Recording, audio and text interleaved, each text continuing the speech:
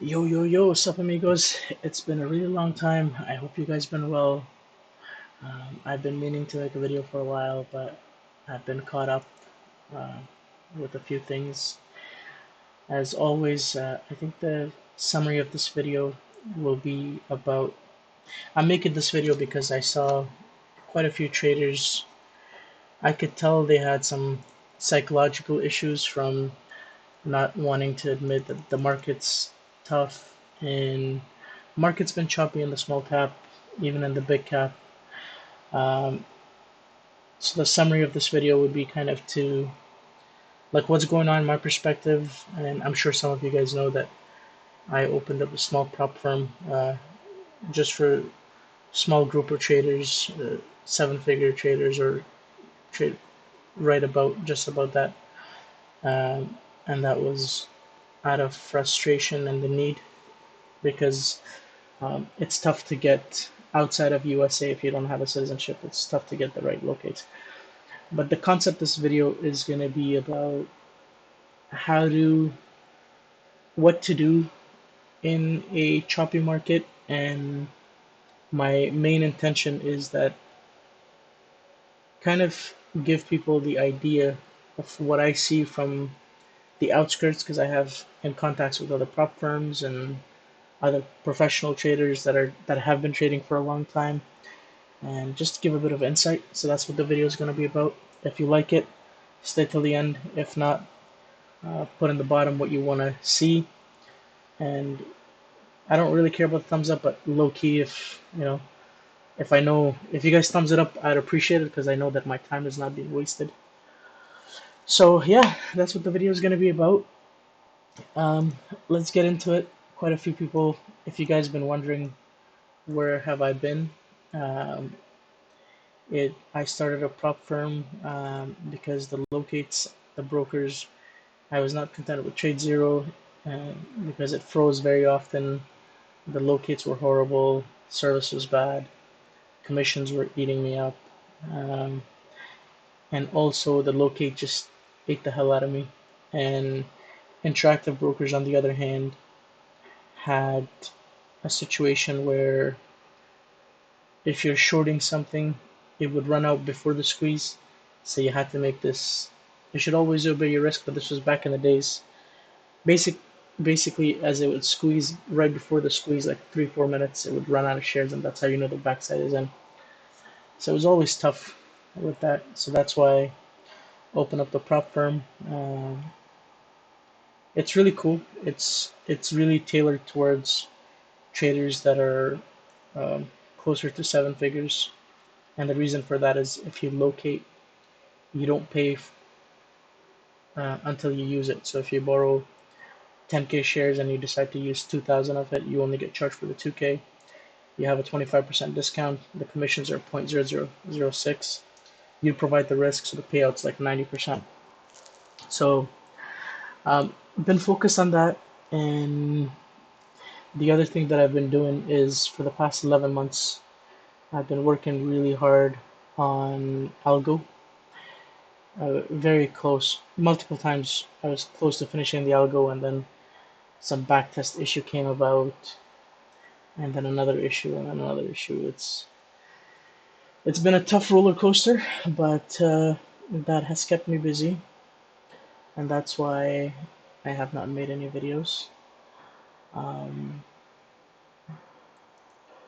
but overall, the point, I think the main reason why I made the video is because I had conversations with some of the traders, and I genuinely felt bad because I think I'm sure it's probably a mindfuck to a lot of traders that haven't been around for a while, where all of a sudden they were making a lot of money in COVID, and then right after it, no matter what they do, things are just not working out. I personally have not as active on Twitter as I was, so but I know on Twitter there's a lot of people that constantly post their winners and things of that nature. So I just wanted to come and give the perspective. Every successful trader that I know a very large majority of them, I would say 85-90% traders that I know are are struggling is a tough word, but basically are going sideways. And I think for me and some of the other people in this market, if you go sideways, like you're not, that's obviously not a good thing, but it's also not a bad thing. So it's kind of just being a bit more patient with the entries. And the other main thing is that I felt really bad, and I want to share that, if somebody's struggling, they're not the only one that's going through the feelings and emotions and second guessing themselves. Hey, will I make it as a trader? Am I good enough? These are questions that, to be honest, even I ask myself at this point, and I'm very positive that other traders have as well. I have, I'm very lucky and fortunate that I am able to communicate with other traders, and they tell me how they feel and they communicate with me, and it's a lot of people are struggling. A lot of people um, are struggling and questioning themselves. So if you're like that, don't feel too bad. You're not alone. But that doesn't mean you should not do anything about it. What are Again, I have this opportunity and blessing to be surrounded by multiple traders that are seven figures and some eight-figure traders. Risk management and discipline. Uh, and by the way, I too, I am going sideways as well for the past few months. And it sucks, and I've questioned myself, but I've seen traders come out of that hole, come out of that mindset, and some traders are still stuck there. So what, and by the way, these are guys in all prop firms, in our prop firm and SMB, 7 Points, and even guys that are trade by themselves and they were super successful. So what's, what have I seen from traders that have came out of it and have progressed? Recap. Recap the living shit out of your trades. There's so many people that get complacent. This is not the time to get complacent. Recap every single day. Sometimes I used to post my recaps on Twitter, so you could go and follow. I'm not plugging my Twitter. I don't care if you guys follow or not, but if it benefits you, follow. I think back in the days I used to. It's Afghanrebel, as you guys know. Um, I used to post my recap, and the summary of the recap is write down what you did good, what you need to improve upon, um, and grade yourself, and also why did you enter, why did you exit.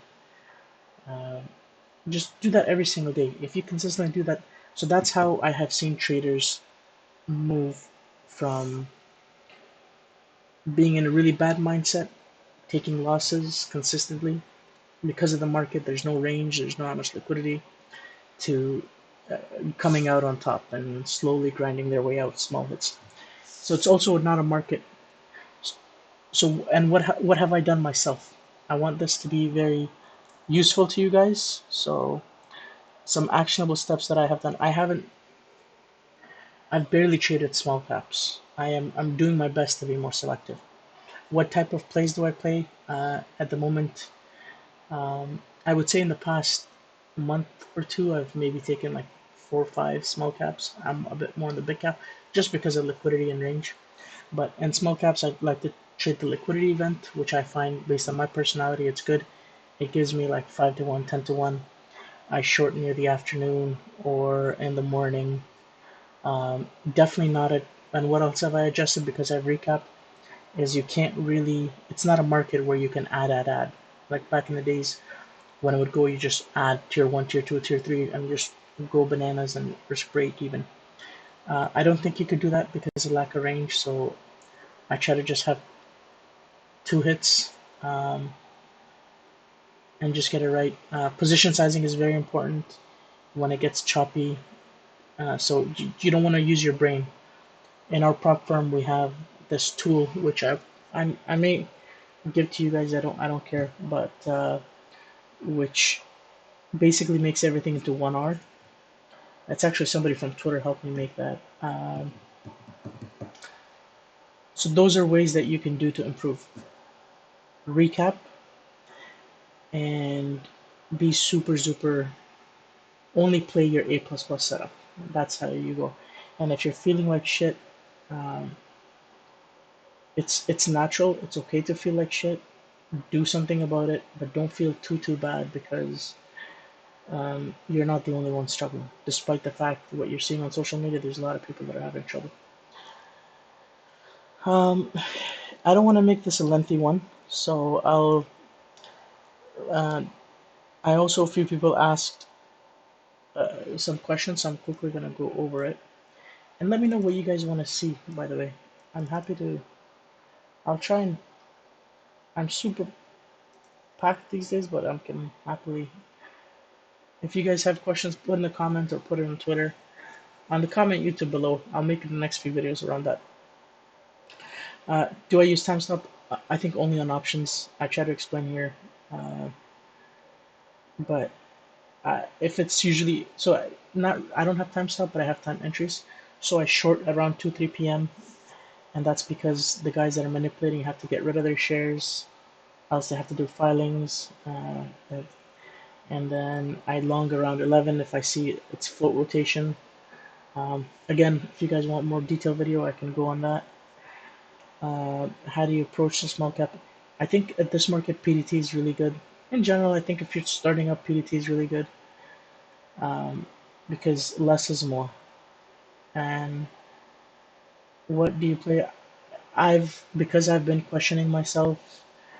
Um, I'm like, oh man, am I shitty? Is it the market shitty? But I know it's the market. But sometimes it gets in your head. So my strength comes from playing liquidity events. So it's like a flare breakout, or even on the coolest part is if you want to play spy and things like that. Look, it breaks the low and then it reclaims. Those are good setups too. Can you briefly talk about small cap? Yeah. Um, so anything below right now. So this is a lot of traders going to get complacent because they're not going to have these things. But small cap float, if it's 2 to 5 million or less float, it's dangerous. And also free float is important. So if there's high institution and short interest, um, that's something that you got to avoid. So an example would be if it had 60-70% institutions and 20-30% short, like in that sense, the free float's really small and it could squeeze. And in terms of news, back in the day, it used to be merger acquisitions and then uh, phase three results. It's been a while this podcast, so but those are some of the questions. Yeah, if you guys have any questions or anything, let me know. If anybody has any type of questions, anything that you think I can help with, shoot, put it in YouTube, and yeah, if you made it to the end, I hope it was useful. Share it with somebody that may benefit from this, or if you guys know anybody that's close to a seven-figure trader that'd be interested in it, they're welcome to come on board. But we just have to. It's not for everybody. We just have to look at the historical performance and things like that just to make sure. Um, yeah, let me know what you guys want to see in the next few videos. I'm happy to make it